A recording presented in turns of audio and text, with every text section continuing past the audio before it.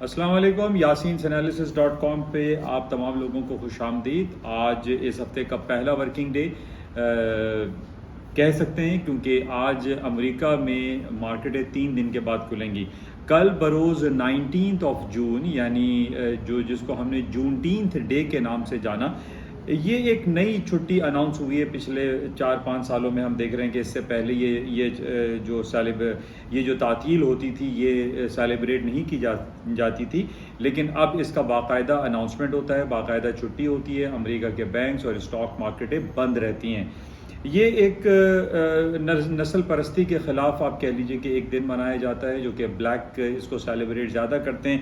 اور جس طریقے سے ہمیں معلوم ہے کہ اس سے پہلے بھی جو کہ جونیئر مارٹن لوتھر کنگ کے حوالے سے بھی ایک ڈے سیلیبریٹ کیا جاتا ہے، تو یہ بیسیکلی جو ریسزم ہے اس کے اگینسٹ میں ایک دن ہے۔ آپ کہہ سکتے ہیں کہ جونٹینتھ ڈے، جو کہ 19 ڈے کو سیلیبریٹ کیا جاتا ہے۔ اس حوالے سے کل امریکہ اور میں بینک ہالیڈے تھے، وہاں کی اسٹاک مارکیٹیں بند تھیں، ان کی کموڈٹی مارکیٹیں بند تھیں، تو اس کی وجہ سے مارکیٹ میں والیوم نہ ہونے کے برابر تھا۔ یعنی اس کے اثرات آپ کہہ لیجئے کہ جب امریکہ کی مارکیٹیں، جو کہ دنیا کی سب سے بڑی مارکیٹ کنسیڈر کی جاتی ہے، جب یہ بند رہتی ہے، اسٹاک مارکیٹیں بند رہتی ہیں، بینکس بند رہتے ہیں، تو مارکیٹ میں ایکٹیویٹی جو ہے وہ نہ ہونے کے برابر ہوتی ہے۔ اور کل ہم نے یہی دیکھا کہ یورپین مارکیٹ تو بظاہر بہرحال اوپن تھی، لیکن یورپ کی مارکیٹوں میں اتنی زیادہ اتار چڑھاؤ دیکھنے میں نہیں آئی۔ تو بہرحال آج امریکہ کی بازاریں 3 دن کے بعد کھل جائیں گی۔ مارکیٹوں میں بھرپور والیوم رہنے کے توقعات بھرپور رہیں گے، کیونکہ نارملی ہم نے یہ دیکھا ہے کہ جب بھی 3 اور 4 دن کی لانگ ویکینڈ کے بعد بازاریں کھلتی ہیں، اور وہ لانگ ویکینڈ جو ہے بڑے اچھے انداز میں اگر ختم ہو جاتے ہیں تو مارکیٹ میں اس کے پازیٹیو اثرات بھی پائے جاتے ہیں۔ تو یہ کہا جا سکتا ہے کہ آج امریکہ کی اسٹاک مارکیٹوں میں کچھ تیزی کا رجحان بھی پایا جائے۔ بہرحال اس کو مزید دیکھیں گے، کیونکہ آج بھی ہم دیکھ رہے ہیں کہ صبح سے مارکیٹ میں بہت زیادہ والیوم تو نہیں ہے، اور اس کی وجہ یہ ہے کہ 2-3 وجوہات ہیں۔ ایک تو یہ ہے کہ کل اور پرسوں امریکہ کے جو سینٹرل بینک کے چیئرمین ہیں مسٹر جیرمی پاول، ان کی ٹیسٹیمنی ہوگی، ان کو ٹیسٹیفائی کیا جائے گا، جس کی وجہ سے بازاریں ان کے ٹیسٹیمنی کے حوالے سے، ان کے کمنٹس کے حوالے سے ویٹ کر رہی ہے۔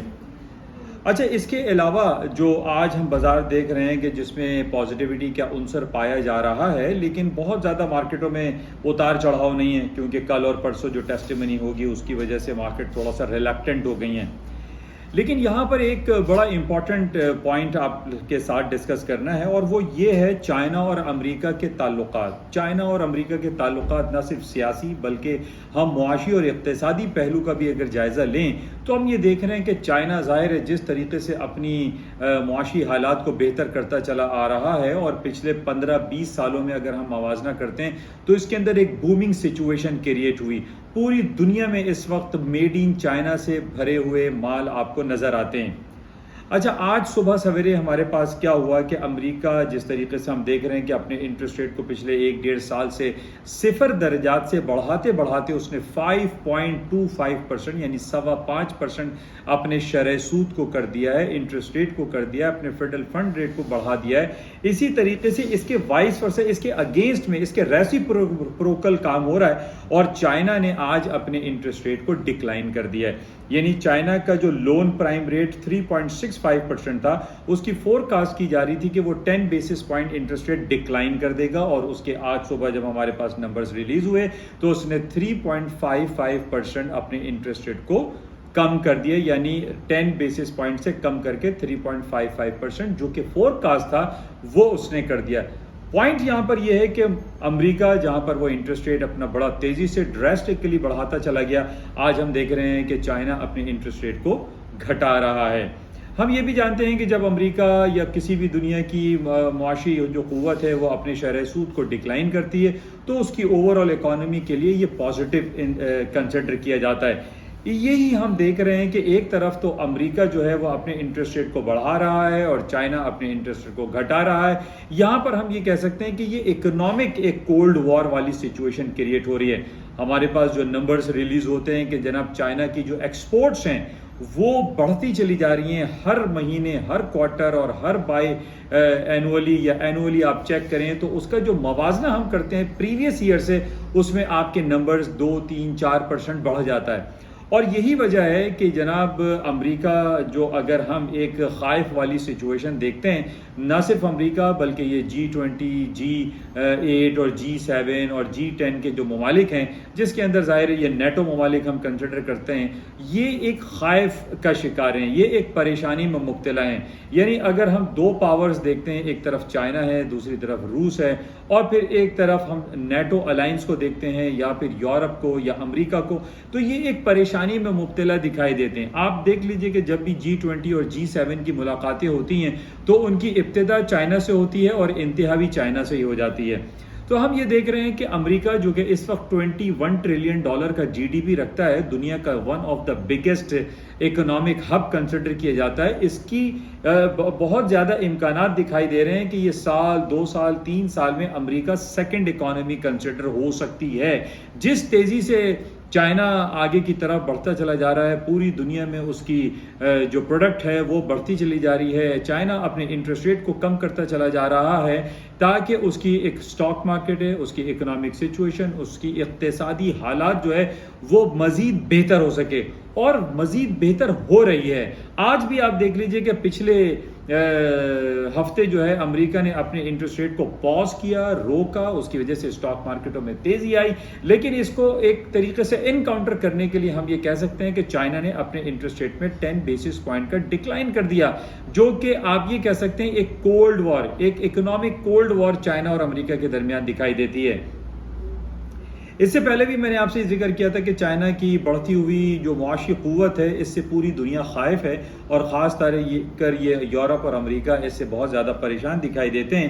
نہ صرف ہم اکنامک اور اقتصادی قوت کی بات کرتے ہیں بلکہ ہم یہ بھی دیکھ رہے ہیں کہ one belt one road initiative کے بعد پورے یورپ میں، پورے ایشیا میں چائنا بڑی تیزی سے چھاتا چلا جا رہا ہے. اور ہم یہ بھی جانتے ہیں کہ اس وقت دنیا کی سب سے زیادہ جو بڑی آبادی ہے وہ چائنا، انڈیا، پاکستان جو ساؤتھ ایشین کنٹریز ہیں ان میں سب سے زیادہ تصور کی جاتی ہے. تو ظاہر ہے آپ جب کوئی کاروبار کرتے ہیں تو وہاں پاپولیشن بڑا امپورٹنٹ ہوتا ہے، جہاں کی آبادی زیادہ ہوتی ہے وہاں پہ ریٹ آف ریٹرن زیادہ ہوتا ہے، وہاں بزنس ایکٹیویٹیز زیادہ ہوتی ہے، تو آپ کو زیادہ چیزیں نظر آئیں گی. تو بہرحال آج صبح سویرے چائنا کا لون پرائم ریٹ کا ڈکلائن کر دینا یہ امریکہ کے لیے ایک لمحہ فکریہ لازمی طور پر ہو سکتا ہے، اور امریکہ کو یہ دیکھنا پڑے گا کہ وہ معاشی قوت جو ہے وہ کس طریقے سے اپنی برقرار رکھ سکتا ہے. جس تیزی سے ہم دیکھ رہے ہیں کہ $21 ٹریلین یعنی $20.5 ٹریلین اس وقت امریکہ کا GDP ہے جو کہ ٹوٹل ورتھ کہلاتی ہے، اور آج ہم چائنا کی دیکھ رہے ہیں کہ 15.5 یا 16 ٹریلین اس کی اکنامک ایکٹیویٹیز ہو چکی ہے. تو یہ دن دور نہیں ہے کہ چائنا جو ہے GDP کے لحاظ سے اپنے آپ کو نمبر 1 لے کر آ جائے گا اور امریکہ یا دوسرے ممالک ڈکلائن کر جائیں گے. تو بڑی تیزی سے یہ ریس لگی ہوئی ہے.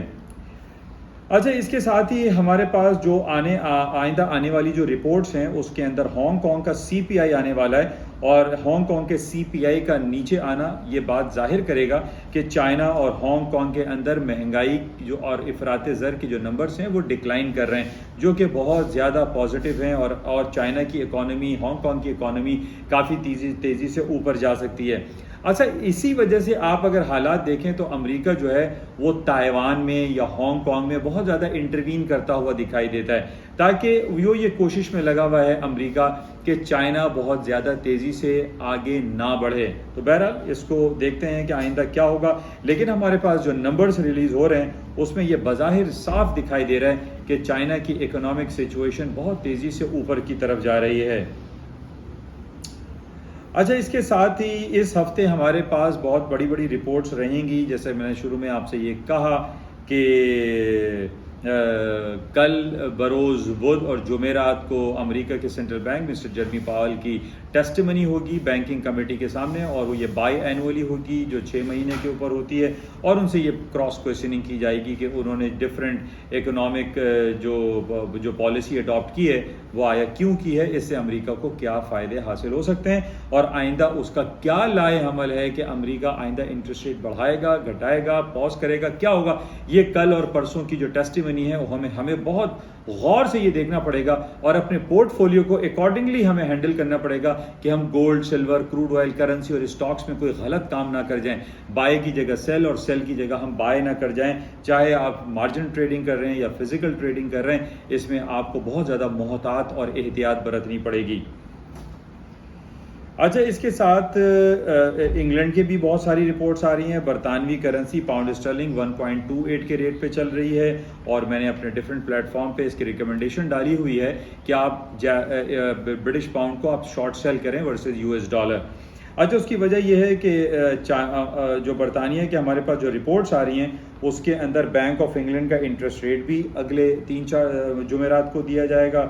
سوئس نیشنل بینک بھی اپنے انٹرسٹ ریٹ کو اناؤنس کر رہا ہے. اچھا، اس کے علاوہ ریٹیل پرائس انڈیکس ہے یا دوسری جو ریٹیل پرائس رپورٹس ہیں وہ برطانیہ کی ریلیز ہو رہی ہیں 2-3 دن کے اندر، وہ خراب آ رہی ہیں، ڈکلائن کر رہی ہیں، مائنس میں آ رہی ہیں. تو اس بیسس پہ یہ کہا جا سکتا ہے کہ 1.28 جو کہ ملٹی منتھس کا ہائی کیا ہوا ہے اسٹرلنگ نے، وہاں سے ڈکلائن کر سکتا ہے. On technical and fundamentally both basis پہ برٹش پاؤنڈ کی مارکیٹ میں ڈاؤن فال کے امکانات موجود دکھائی دے رہے ہیں.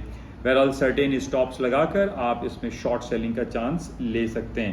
باقی میرے ڈفرینٹ پلیٹ فارم پر جو بھی ریکمنڈیشنس ہوتی ہیں بائی اور سیل کی، وہ آپ کے پاس موجود ہوتی ہیں. آپ چاہیں تو اس کو سبسکرائب کر سکتے ہیں.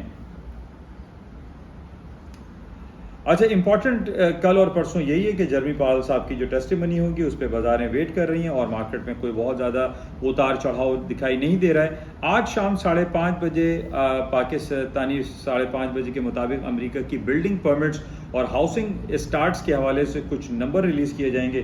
اس کو ہمیں دیکھنا پڑے گا کہ اس کے کیا نمبرز آتے ہیں. اور حالانکہ جو فور کاسٹ ہمارے پاس کی جا رہی ہے وہ آ رہی ہے، ہاؤسنگ اسٹارٹ خراب آ رہے ہیں اور بلڈنگ پرمٹس کے نمبرز بھی خراب آ رہے ہیں. تو بہرحال اس کو دیکھنا پڑے گا کہ کیا کچھ ہوتا ہے، کیونکہ ایک طرف امریکہ انٹرسٹ ریٹ بڑھا رہا ہے، چائنا گھٹا رہا ہے. امریکہ کے نمبرز خراب آ رہے ہیں، چائنا کے نمبرز اچھے آ رہے ہیں. تو اس کو آپ کو کلوزلی واچ کرنا پڑے گا اور دیکھنا پڑے گا کہ کیا کچھ ہوتا ہے. لیکن آئندہ 2 دنوں میں بینک آف انگلینڈ اور سوئس نیشنل بینک اپنے انٹرسٹ ریٹ کا اناؤنسمنٹ کریں گے، جو کہ انٹرسٹ ریٹ کو بڑھاتے ہوئے دکھائی دے رہے ہیں. جو فور کاسٹ ہے اس میں وہ بڑھا رہے ہیں. تو بہرحال اس کو ہم چیک میں رکھتے ہیں.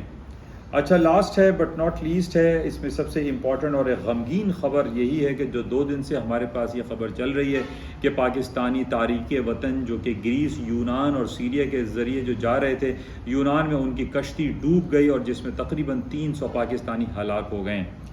ہمیں یہ سوچنا پڑے گا بحیثیت قوم، ہمیں دیکھنا پڑے گا کہ یہ ہمارے پاکستانی بھائی کیوں تارک وطن ہو رہے ہیں، کیوں دوسرے ممالک میں بھاگ رہے ہیں، جا رہے ہیں، اپنی زندگیاں، اپنا پیسہ داؤ پہ لگاتے ہیں اور یہاں سے تارک وطن ہو کر دوسرے ملکوں میں پیسہ کمانے کے لیے جاتے ہیں. ہمیں یہ سوچنا پڑے گا بحیثیت قوم، بحیثیت حکومت، بحیثیت جو اسٹیک ہولڈرز ہیں، ان کو سوچنا پڑے گا کہ پاکستان کے جو اکنامک اینڈ جو سچویشن ہے وہ اتنی اب سے بد سے بدتر کیوں ہوتی چلی جا رہی ہے. ہمارا پاکستانی روپیہ ڈکلائن کی طرف ہے. 315 320 روپے ہمارے پاکستان کا جو ڈالر کے ورسز ریٹ ہے. اس کے علاوہ پاکستان کے جو ریزروز ہیں سینٹرل بینک میں وہ گھٹ کے 4 اور 5 بلین ڈالر رہ گئے ہیں، اور اس میں کہا جا رہا ہے کہ اس میں مزید گراوٹ کے امکانات موجود ہیں. IMF ہمیں پیسے نہیں دے رہا، ایشین ڈیولپمنٹ بینک نے ہاتھ کھڑے کر لیے ہیں. تو یہ کیا وجوہات ہیں؟ پاکستان کی جو عدالت ہے، پاکستان کی عدلیہ کا جو نظام ہے، وہ باہر کے جو لوگ بیٹھے ہوئے ہیں وہ ایک کوشچن مارک کے طور پہ اس کو کنسیڈر کر رہے ہیں. بہت ساری باتیں ایسی ہیں جس کی وجہ سے ایک فارن ڈائریکٹ انویسٹمنٹ ہمارے یہاں نہیں آ رہی ہے. ہمارے یہاں جو الیکشن کمیشن ہے وہ الیکشن نہیں کروا رہا ہے. ہماری عدلیہ اس پہ کیا موقف اختیار کرتی ہے یہ بھی ہمیں دیکھنا پڑے گا. لیکن انٹرنیشنل مارکیٹوں میں پاکستان کا جو ایک موریل ہے، پاکستان کا جو ایک کانفیڈنس ہے، وہ بہت زیادہ شیک اپ ہو گیا ہے، جس کی وجہ سے آپ یہ دیکھ رہے ہیں کہ یہ جو خبر آئی ہے یونان میں 300-400 پاکستانی جو ڈوب کے ہلاک ہو گئے، یہ بھی انٹرنیشنل مارکیٹ میں پاکستان کو ایک مائنس کی طرف لے کے جا رہا ہے. تو بہرحال ہم سب کو اس حوالے سے سوچنا پڑے گا کہ یہ حالات کیسے بہتر ہو سکتے ہیں. بہرحال یہ کچھ باتیں آپ کے ساتھ شیئر کی گئی ہیں. امید ہے اس سے کچھ نہ کچھ آپ کو استفادہ حاصل ہوتا ہوگا. اجازت دیجیے جاتے ہوئے آپ سے گزارش، اس یوٹیوب چینل کو آپ لائک کریں، شیئر کریں، سبسکرائب کریں، اور اس چینل کو جس کا نام ہے www.yasinanalysis.com جو پلیٹ فارم ہے، اس کو آپ جوائن کریں. Thank you. خدا حافظ.